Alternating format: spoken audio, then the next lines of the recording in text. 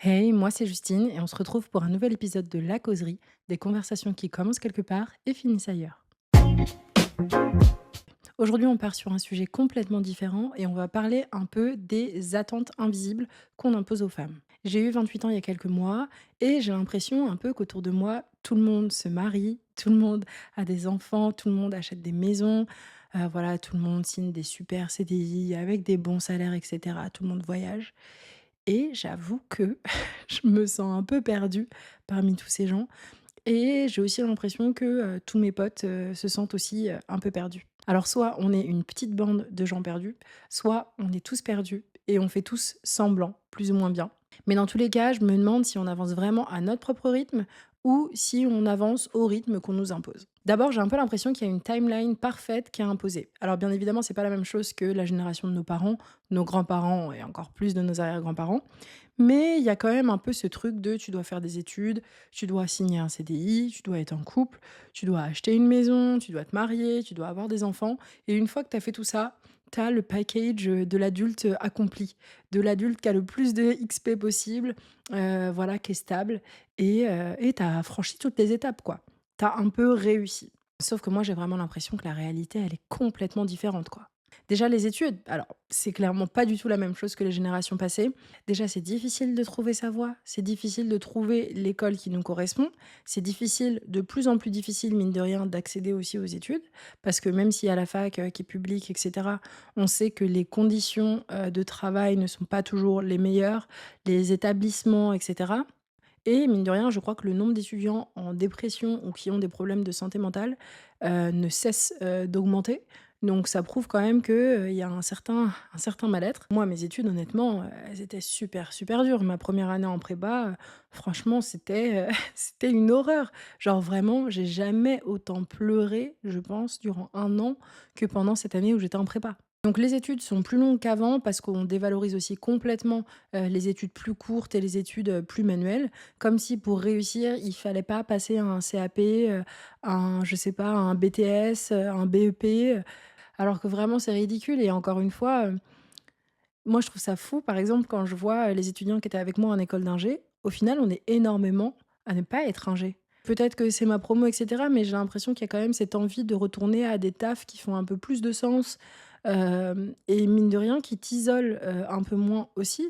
Passer toute une journée derrière un écran, être tout seul dans ton bureau, faire ton taf, exactement toujours la même chose sans toujours avoir de contact, humain. Je pense que les gens n'ont plus forcément trop envie de ça et surtout, je pense que c'est pas quelque chose qui rend forcément très heureux donc le fait de vouloir faire des études longues, déjà, c'est pas forcément nécessaire et on le voit bien, il y a des personnes qui sont très spécialisées, qui font des études longues, qui font des études qui coûtent cher, où ils sont, voilà, ultra performants dans un domaine et qui galèrent à trouver un taf. Mais trouver un taf, oui, mais trouver un taf pour être, sous-payé parce que tu es surqualifié pour le taf, bah, évidemment, ça fait pas plaisir. C'est pour ça que je pense vraiment, faut arrêter de faire des études pour faire des études. Faire des études, c'est bien. Je comprends que ça peut être effrayant d'aller sur le marché de l'emploi. Moi, on peut dire que j'y suis pas vraiment, vu que mon taf de basketteuse, c'est un taf un peu particulier. Mais, je pense qu'au bout d'un moment, bah, il faut y aller, quoi. Et penser à remettre en question ce truc de faire des études, hyper élitistes, des tafs, où tu vas gagner beaucoup d'argent et cetera. Parce qu'à la fin des fins, on le voit bien, je pense pas que ces gens-là soient toujours les gens les plus heureux. Il y a aussi plein de secteurs qui sont bouchés, la communication, le marketing. Enfin voilà, moi j'ai l'impression de de ne pas arrêter de voir des gens sur les réseaux qui disent: «Bah, j'ai fait une école de communication et je trouve pas de taf, je suis au chômage depuis 1 an, 2 ans». Ah oui, parce que ce sont des milieux qui sont complètement bouchés. Donc évidemment, quand tu payes ton école de com, des milliers d'euros, qu'en plus tu trouves pas de taf, que tu dois essayer de savoir où est-ce que tu en es dans ta vie et de vivre, à peu près, normalement, bah, c'est pas facile. C'est pas un passage à l'âge adulte, plus, après études en tout cas, qui est hyper facile. Parce qu'apparemment, il faut traverser la rue pour trouver du travail. Bon, je pense qu'on en est très, très, très, très, très, très loin.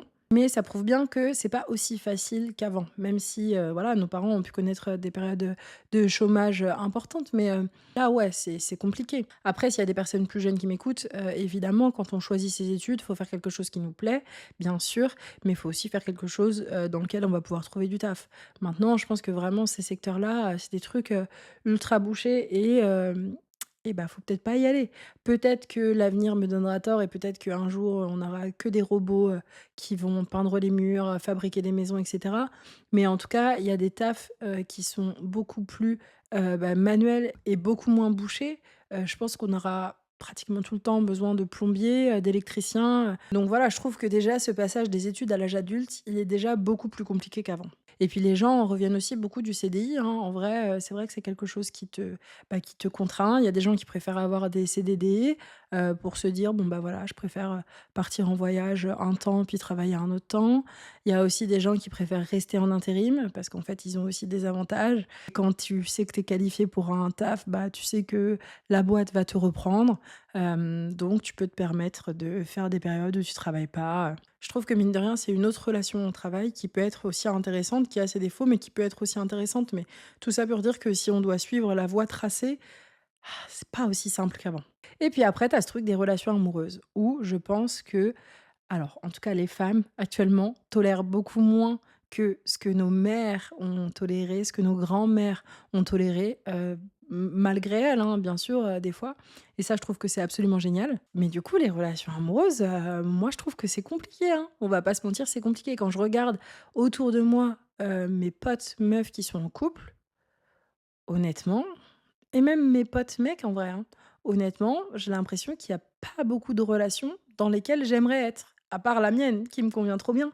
Mais pour celle des autres, franchement, ah ouais, j'ai l'impression qu'il y en a, vous êtes dans des bourbiers sans nom et c'est compliqué. Je pense ce truc de chemin parfait et de oui, mais en fait, je devrais avoir un copain déjà depuis longtemps, j'ai bientôt 30 ans. Ça vous retient dans des relations merdiques au possible et pas du tout pour culpabiliser, les femmes, hein, qui sont dans ces relations-là, mais plutôt pour dire que, encore une fois, est-ce qu'on suit vraiment notre propre chemin ou est-ce qu'on suit ce truc de, «Je devrais être là, donc il faut à tout prix que je trouve quelqu'un parce que voilà, parce que c'est l'ordre des choses. Moi, je suis désolée, hein, mais je vois des personnes autour de moi qui sont dans des relations où un jour c'est super, l'autre jour c'est un enfer. Un jour c'est super, c'est up and down. Là, pour moi, c'est le symbole parfait d'une relation qui est un peu toxique. Alors, on utilise ce terme toxique un peu à tout va, donc c'est pas le but, mais d'une relation qui n'est pas saine. En tout cas, ça c'est sûr et certain, c'est pas sain. Si votre relation, elle vous apporte pas stabilité et confort et apaisement, bah, c'est des problèmes, en vrai. Donc ouais, les relations, c'est de plus en plus compliqué et puis même si j'ai l'impression qu'il y a beaucoup de personnes qui aimeraient être dans des relations stables, dans des relations saines, il y a un peu ce truc de: «Oui, mais si je passe à côté de la bonne personne, oui, mais en fait, peut-être que je peux avoir mieux». Évidemment, on peut toujours avoir mieux, enfin, mais l'homme parfait, et la femme parfaite n'existent pas, genre, donc en tout cas, je sais pas ce qui se passe dans la tête des gens. Je sais pas ce qui se passait dans la tête de nos parents et de nos grands-parents et je pense qu'il y a beaucoup de personnes qui malheureusement restaient dans des relations par, contrainte, parce qu'à l'époque, on divorçait pas, on ne se séparait pas parce que c'était pas OK, genre ça ne se faisait pas et on risquait gros à le faire. Mais j'ai l'impression que maintenant, c'est un petit peu différent et je pense qu'on s'aliène un peu parfois, tout seul, quoi. On s'enferme dans des trucs où on se dit qu'en fait, on sera jamais capable d'en sortir alors que si. Genre, il suffit de se se séparer de la personne et de continuer à vivre. Donc il y a vraiment ce truc de, il faut être en couple pour être une personne accomplie et d'un autre côté, j'ai l'impression que beaucoup de personnes sont en couple et sont dans des couples, malheureux, en fait. Puis après le couple, eh bah, il y a l'achat du premier bien et cet achat du premier bien, bah, en fait, on peut pas. Désolée, mais on peut pas acheter. Moi, j'ai acheté un appartement il y a 3 ans maintenant, je crois et j'ai pu acheter cet appartement, parce que, bah, j'ai eu de l'argent dans la succession, de ma maman. Mais sans ça, bien évidemment, j'aurais été incapable d'acheter. Surtout que j'ai acheté au pire moment. Alors j'ai emprunté sur pas longtemps, mais j'ai emprunté à un taux qui était à 3,9, donc horrible de chez horrible et pourtant les taux actuellement, ils redescendent même pas. Donc acheter, c'est compliqué. Les gens, je pense, ont moins envie d'acheter parce que c'est vrai que c'est des contraintes, tu as ce truc de d'impératif. Les gens, je pense, ont plus envie de liberté, de pouvoir changer de ville, quand ils le souhaitent et pas d'avoir un emprunt, dont il faut se soucier à rembourser. Dans tous les cas, ça, c'est propre à chacun. C'est sûr qu'être propriétaire, ça permet aussi d'avoir une «sécurité» entre guillemets. Mais encore une fois, genre dans la France de Macron, qu'est-ce qu'on peut faire? Qu'est-ce qu'on peut faire? Et puis, bah, le mariage, bah, évidemment, quand tu es dans des relations, des relations qui ne se passent pas bien, il y a de grandes chances que, les mariages, ne se passent pas bien. Je crois qu'on est à des taux de divorce pour un nombre de mariages, enfin vraiment, énorme. Donc c'est vrai que ça donne pas forcément trop envie non plus. Alors moi, j'avoue sur ce point-là, si je peux me marier dans ma vie, je le ferai, c'est pas ma priorité absolue, mais je trouve que c'est un engagement qui a du sens. Et puis encore une fois, là, le mariage, ça a un coût, même si on peut faire, des mariages vraiment pas chers, moi je trouve que ça n'a pas forcément trop de sens de faire des mariages grandioses et cetera. Après chacun met son argent où il veut, moi c'est juste pas mon truc, mais bon voilà.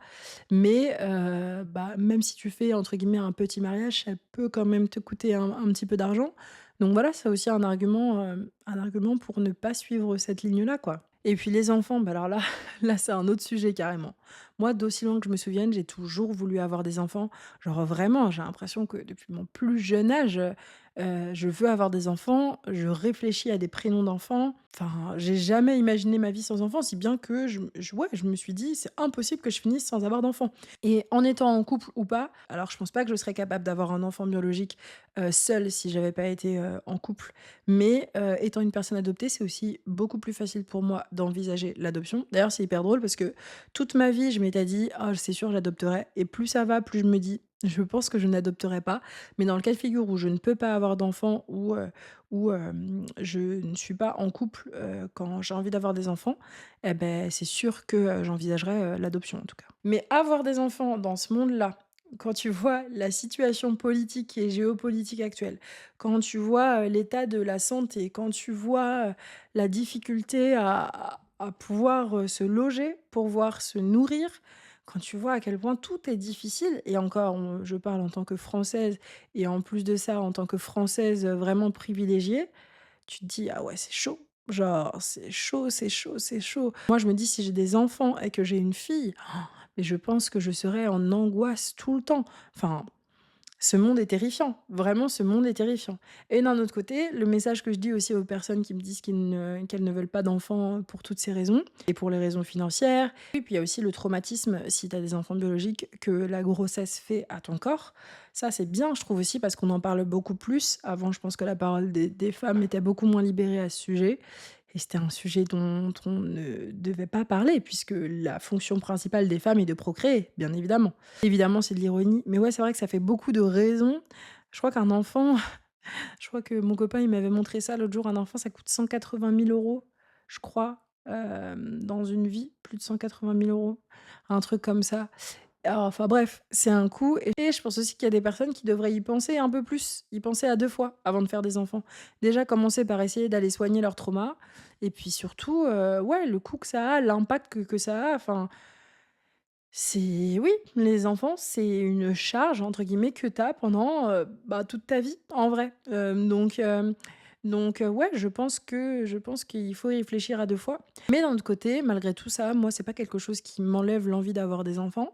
Déjà parce que, bah, cette notion de privilège, je le sais aussi, j'ai mon diplôme d'ingé, si tout se passe bien, je pense que je pourrais avoir enfin, je pense que je pourrais être en capacité de subvenir aux besoins de mes enfants. Mais malgré tous ces arguments qui, je trouve, sont super bons, moi, quand j'ai ces discussions avec des gens autour de moi, je pense que c'est pas des raisons qui, me concernant, seront suffisantes pour ne pas me faire avoir d'enfants. Alors déjà, pour les gens qui disent que les gens qui ne veulent pas avoir d'enfants sont des personnes égoïstes, bon, c'est évidemment faux et je pense que c'est plutôt les personnes qui choisissent d'avoir des enfants qui sont plutôt égoïstes et je ferai sûrement partie de ces personnes-là si j'ai la chance, d'avoir des enfants et encore plus d'avoir des enfants, biologiquement. Mais je me dis aussi que c'est possible d'élever des enfants dans de bonnes conditions, d'élever de bons humains, d'élever des garçons qui ont envie de se déconstruire et qui vont pas être des masculins 3.0, 4.0. Donc je me dis aussi que c'est possible et que, la maternité et la parentalité, ça doit être quelque chose de super chouette. Mais c'est des décisions qui sont pas faciles à prendre. Donc quand tu vois la ligne parfaite qu'on attend de nous, quand tu vois la réalité, il y a quand même un bon différentiel, quoi. Et puis je trouve que nous, les femmes, on morfle un petit peu plus quand même. Désolé les mecs, mais soyons honnêtes, on morphe quand même beaucoup plus que vous. Déjà concernant notre apparence et notre féminité. Moi, je trouve ça fou en vrai tous ces standards de beauté et étant une meuf noire, Franchement, les standards de beauté, tu les ressens plus depuis, la nuit des temps et le pire, c'est que cette pression, on la subit bien évidemment, bah, tout autour de nous, mais on la subit aussi de nous-mêmes. Genre franchement, les meufs, des fois, on est, nos propres bourreaux, quoi et je trouve ça tellement dommage, sachant qu'il y a vraiment eu ce truc de, girls power, mais finalement, j'ai l'impression qu'on en revient un peu et que, pas qu'on en revient un peu, mais ouais, qu'on est les premières à des fois, s'auto-juger, quoi. L'autre jour, j'ai vu un truc et ça m'a un peu saoulée. Il y a 2 créatrices de contenu que je suis, je vais pas dire leur prénom, ça sert à rien. Il y en a une qui fait vraiment un contenu, sport, fitness, muscu, et elle s'était mise un peu à la course à pied, mais je sais pas si c'est toujours le cas et il y en a une autre qui fait un peu un contenu plus lifestyle. Là, elle incorpore vachement de sport parce que du coup, elle s'est mise à la course à pied, mais elle fait des aérox, elle fait, enfin bref, plein de choses, du pilates et cetera et ces 2 personnes ont dit qu'elles avaient souffert de TCA et qu'elles en souffraient, encore. Les TCA, c'est les troubles du comportement alimentaire et moi, je les suivais depuis un petit moment et c'est pour dire à quel point qu'on souffre de TCA ou pas d'ailleurs, malgré nous, des fois, on fait vraiment perpétuer des, situations où cette pression. Ces meufs-là, moi, je trouve que leur contenu, il est trop bien. J'aime bien la DA, j'aime bien leur esthétique et tout. Mais dès qu'il faut mettre en avant un produit, par exemple, que ce soit un vêtement, fitness ou dès qu'il faut, montrer, sa routine, sportive et ben on met en avant ses atouts physiques et d'un autre côté, maintenant que je crée du contenu, je comprends ce truc de jouer avec les codes des réseaux et oui, évidemment, bah, si tu montes ton boule, entre guillemets, tu vas avoir plus d'audience que si tu le montres pas et de l'autre côté, je trouve que c'est difficile de dire: «Moi, je fais du contenu, c'est pour les meufs et c'est surtout pour pas vous mettre la pression parce qu'on peut tout faire, quel que soit notre niveau et cetera».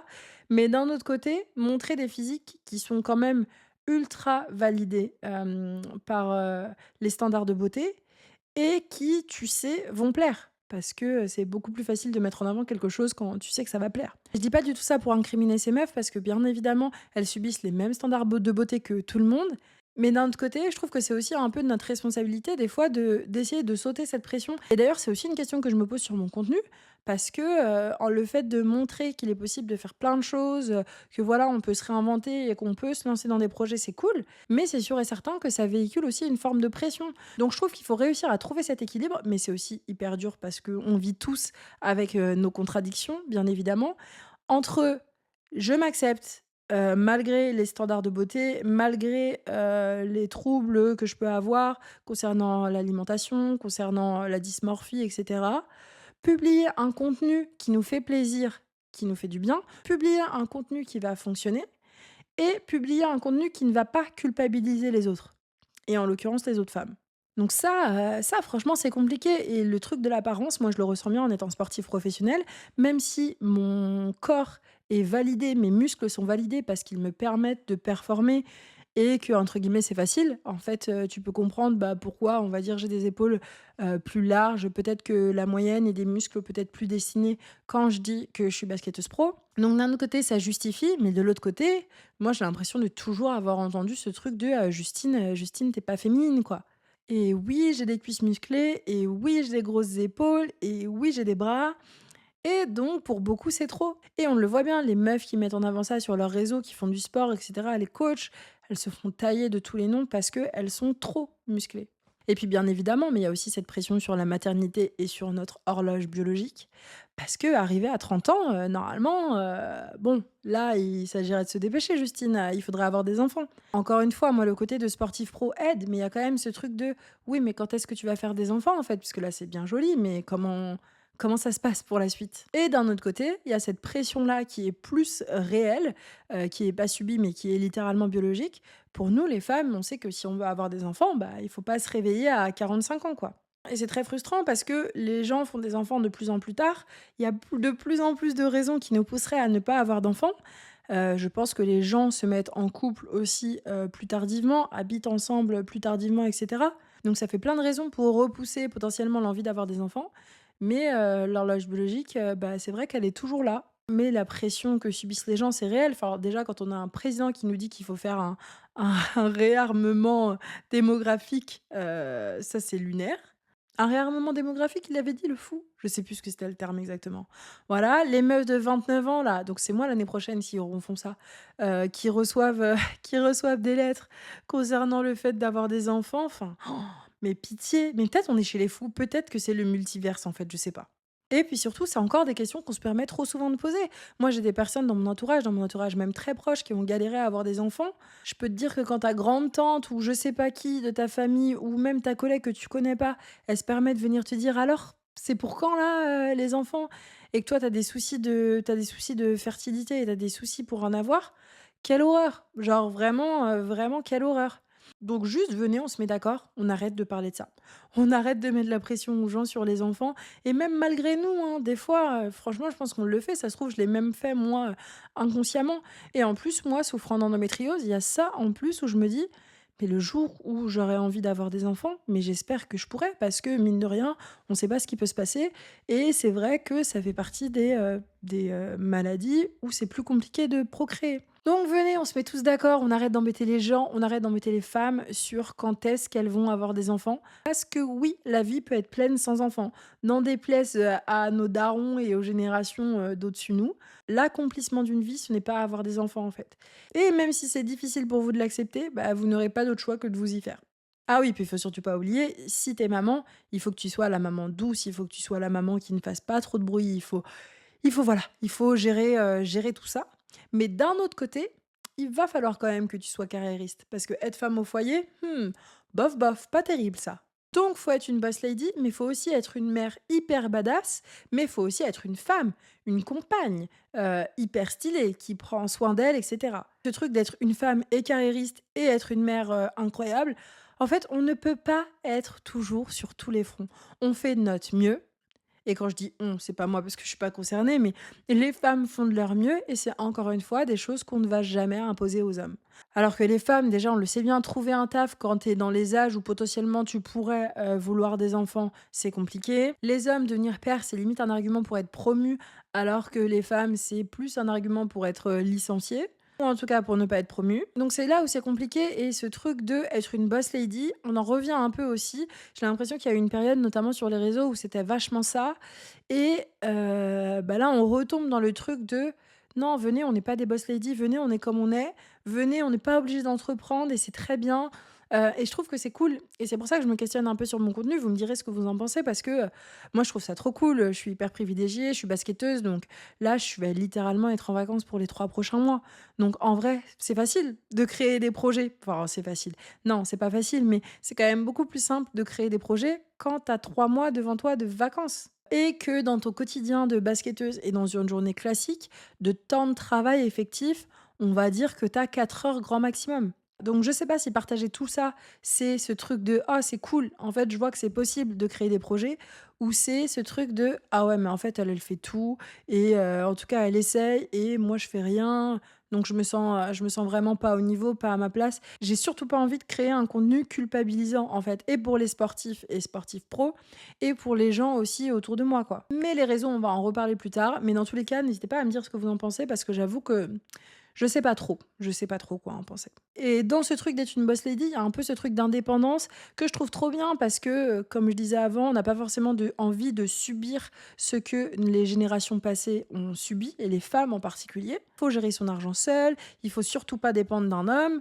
Mais d'un autre côté, il faut quand même se marier, il faut quand même faire des enfants, il faut être dans des relations hétéros et il faut faire en sorte que le foyer marche. Et le foyer actuellement, je pense pour la majorité des couples hétéros, c'est que bah, c'est que la femme a une charge mentale énorme. Voilà, tout simplement. Donc faut en même temps être hyper indépendante, mais en même temps, faut gérer toute cette charge mentale-là. Enfin, en vrai, on est fucked up, comment voulez-vous que ça se passe bien, genre? L'autre jour, je suis tombée sur des trends où il y avait des meufs qui rigolaient, entre guillemets, des messages, que leur mari leur envoyait quand ils allaient, par exemple, faire les courses et en fait, en l'espace de 10 minutes, les maris étaient incapables de faire des courses sans, savoir exactement ce qu'il fallait acheter et même pendant des trucs du quotidien. J'ai vu une vidéo où son mec lui demandait, oui, il faut mettre combien de capsules dans la lessive? La meuf, elle lui dit: «Mais c'est écrit combien sur la boîte?» «Bah, c'est écrit 3 si la machine, elle fait tant de kilos». «OK». Elle lui dit: «Bah, la machine, elle fait combien de kilos?» Il fait: «Bah, c'est écrit, 6 à 8 kilos dessus». «OK, bah, du coup, tu en mets tant», tu vois? Et d'un autre côté, je comprends ce truc des femmes de se réapproprier, leur réalité et peut-être qu'elles montrent, évidemment 1 de la réalité et qu'en vrai, leurs relations, elles sont très bien. Et d'un autre côté, je suis là à me dire: «Mais en fait, est-ce qu'on est chez les fous?» Est-ce que vous avez des maris ou vous avez des enfants? J'ai pas compris. Genre pitié quoi, que cet amour-là ne me trouve jamais. Jamais, jamais, jamais. Vos copains ou vos maris sont des incapables. J'ai envie de dire là, le niveau est tellement bas. Enfin, on est dans les abysses carrément. Ah, je sais pas. Peut-être c'est moi qui suis folle, hein, mais en tout cas, c'est compliqué, quoi.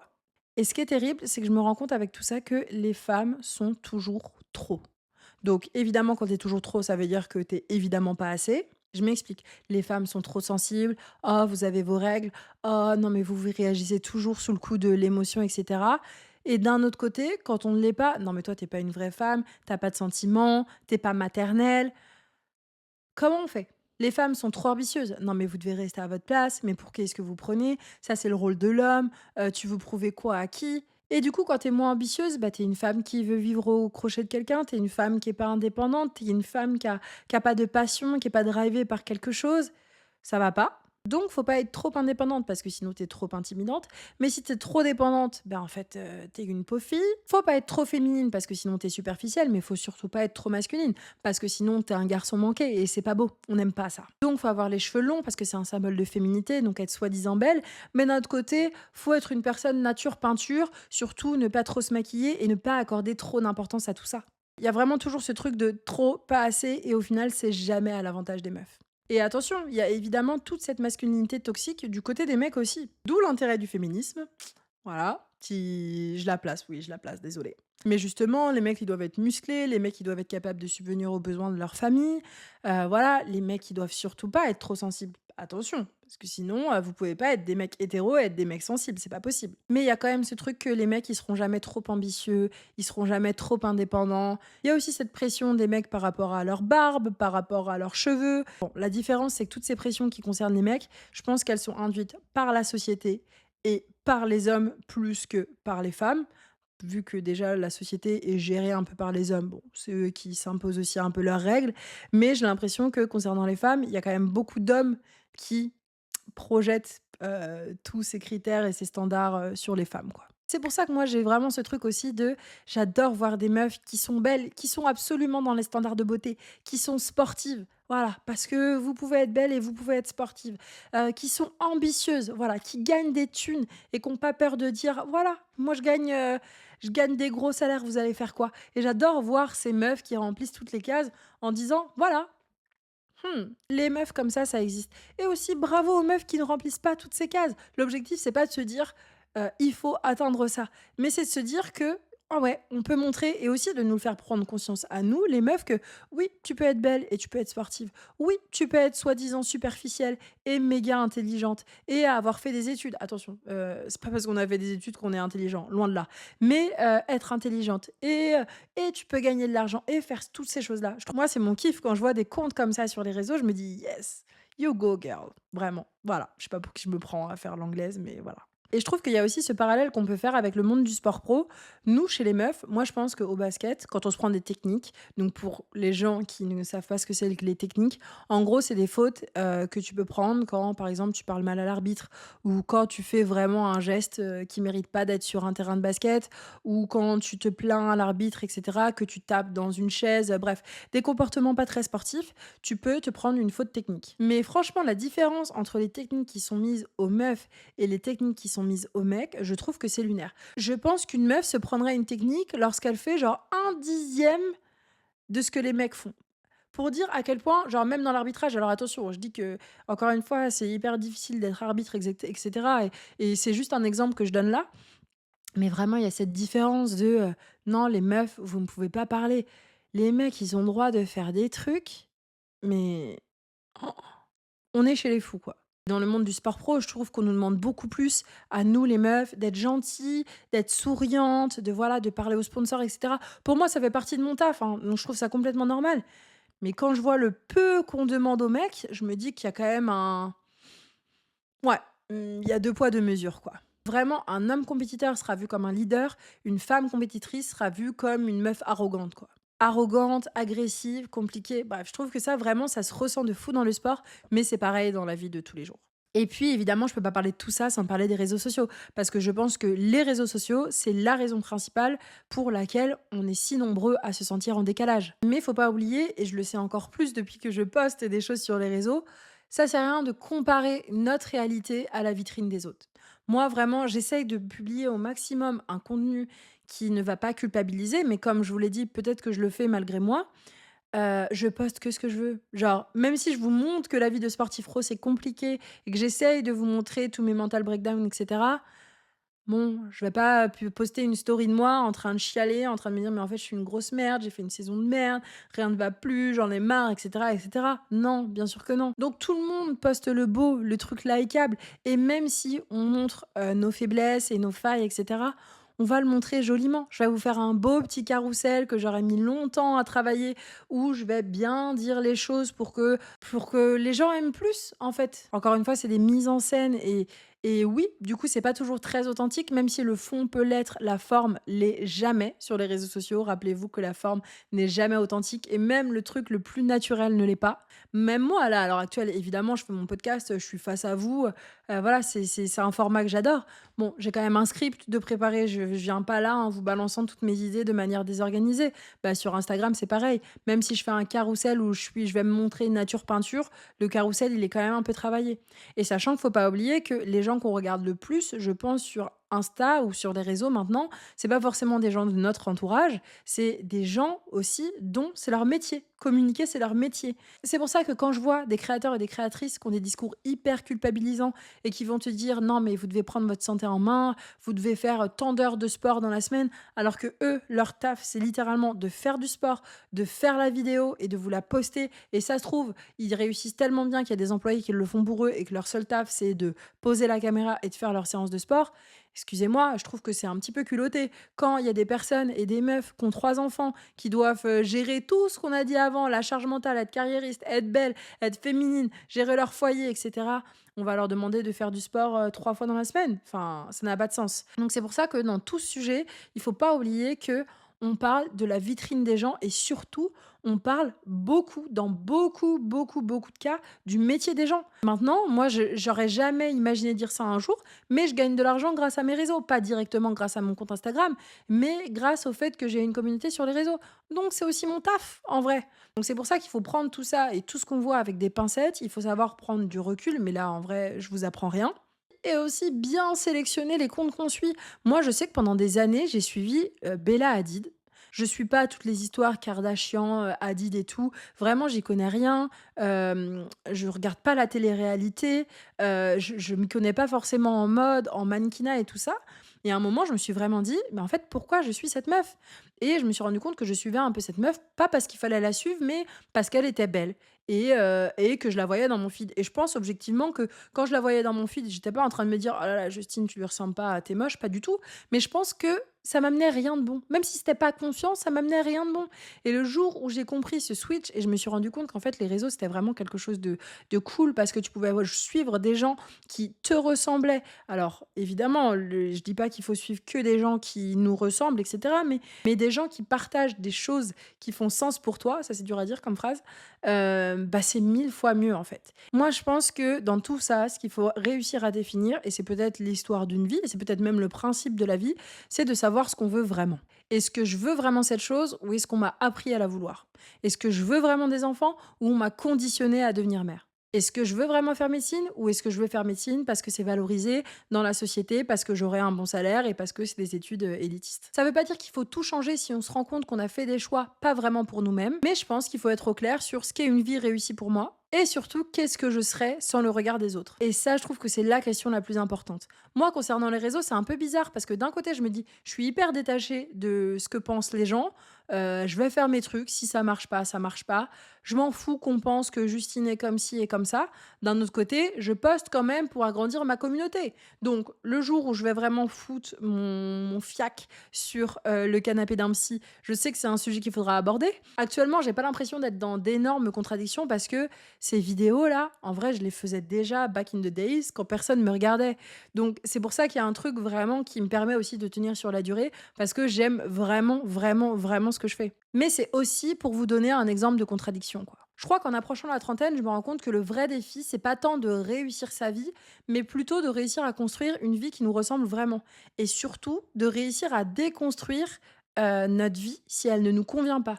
Et déconstruire ce qu'on pense de notre taf, de nos relations amoureuses, de nos relations amicales.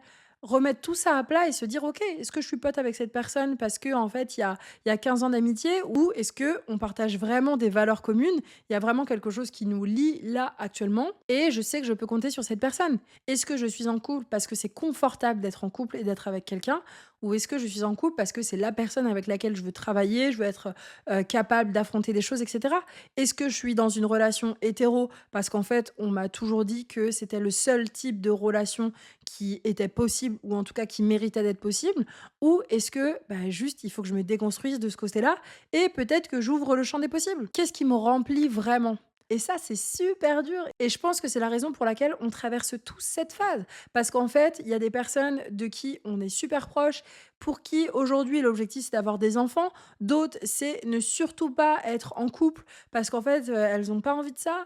D'autres pour qui, faut acheter une maison et en fait, c'est difficile de trouver son chemin parmi tout ça. Et honnêtement, d'un autre côté, je me demande aussi, qu'est-ce que ça nous coûte vraiment de ne pas vouloir ce que l'on veut de nous? Parce qu'en vrai, on nous fait souvent croire que sortir du cadre, ne pas suivre justement cette timeline parfaite, bah, c'est un échec. Alors que je pense que les gens qui ne suivent pas ça sont entourés de gens qui ne suivent pas ça ou qui le suivent mais qui comprennent en fait. Donc je pense aussi que ton cercle se façonne à ce que tu es et à ce que tu veux. On nous fait vachement croire que changer de voie, ne pas vouloir se poser, ne pas vouloir d'enfants, avoir envie de travailler, entreprendre, tout recommencer à zéro, c'est hyper risqué. Alors que la plupart du temps, ce que les gens projettent sur nous, ce sont leurs peurs à eux en fait. Et ce que je trouve trop cool dans les réseaux, malgré tout ce qu'on peut leur reprocher, le cyberharcèlement, etc., c'est qu'on voit de plus en plus de gens qui construisent des vies différentes et qui nous montrent qu'un autre modèle est possible. Et ça, c'est trop cool parce qu'à l'ancienne, ils n'avaient pas moyen de le savoir, ça. Des gens qui ne veulent pas avoir d'enfants, des meufs qui changent de carrière à 35 ans, qui se lancent dans des nouveaux business, des couples qui vivent autrement, qui vivent pas ensemble, qui dorment pas dans le même lit,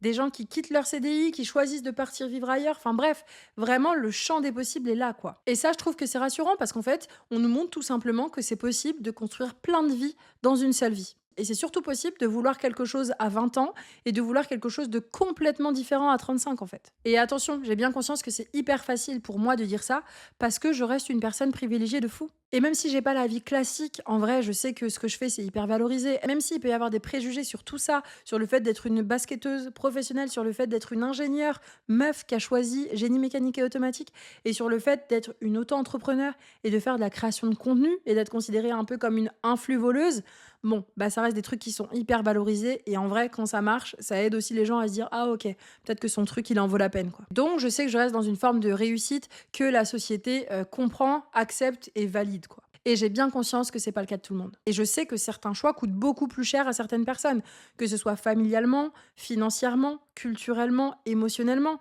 Je pense notamment aux personnes qui font partie de la communauté LGBTQ+. Bon, bah, il y a des choix, littéralement, que certaines personnes ne peuvent pas faire parce que c'est une question de vie ou de mort. Donc, l'idée, c'est pas d'être là et de vous tenir des grands discours et vous dire: allez, suivez vos rêves, lâchez tout, écoutez vraiment de votre petite voix intérieure. Non, à la fin des fins, il faut quand même tous qu'on se loge, il faut quand même tous qu'on ait de l'argent pour s'acheter à manger. Enfin, il y a des réalités qui sont concrètes, en fait. On peut pas les oublier. Et je suis surtout pas en train de vous dire qu'il faut vous mettre en danger et faire des coming out parce qu'il faut assumer quoi que ce soit. De vous dire de quitter votre CDI alors que vous avez absolument zéro économie et que ça va être la dèche totale. Non, je suis pas en train de dire ça. Mais dans la mesure du possible, je crois quand même qu'on se doit d'essayer de se poser cette question. Est-ce que je construis la vie que je veux ou est-ce que je construis une vie qui est acceptable aux yeux des gens? Et si vous savez que vous êtes en train de construire une vie qui est juste acceptable aux yeux des gens, c'est là qu'il faut avoir le courage de changer les choses. Et je pense que c'est beaucoup plus facile à dire qu'à faire. Dans tous les cas, moi je pense que en approchant la trentaine, j'avais l'impression de pas être assez. Pas assez avancée, pas assez stable, pas assez sûre de moi. Et finalement, je crois que je suis juste en train de devenir quelqu'un d'un peu plus honnête avec moi-même. Et affirmer, à dire que non, je n'ai pas envie de ça, même si c'est ce qu'on attend de moi. Et je commence à comprendre que réussir sa vie, c'est pas forcément cocher toutes les cases au bon moment et surtout qu'il n'y a pas de bon moment en fait. Je pense que réussir sa vie, au final, c'est juste être capable et avoir le courage de construire une vie qui nous ressemble. Et franchement, bah, je crois que si j'arrive à faire ça, c'est déjà très bien. Peut-être que grandir, au final, c'est pas devenir exactement la personne qu'on devait être, mais c'est d'avoir le courage de devenir bah, la personne qu'on est vraiment. Ça c'était beau ça. On va finir sur ça, ce sera le mot de la fin. Voilà, gamberger. En tout cas, si cet épisode vous a plu, pensez à vous abonner, à laisser 5 étoiles, c'est hyper important pour le référencement s'il vous plaît, et surtout à en parler autour de vous. Et vous pouvez me suivre sur Instagram à lacauserie-podcast ou sur @slrdjustine. Et n'oubliez pas que tous les épisodes sont dispo en vidéo sur YouTube. Et on se retrouve lundi prochain pour le prochain épisode de La Causerie. Bye!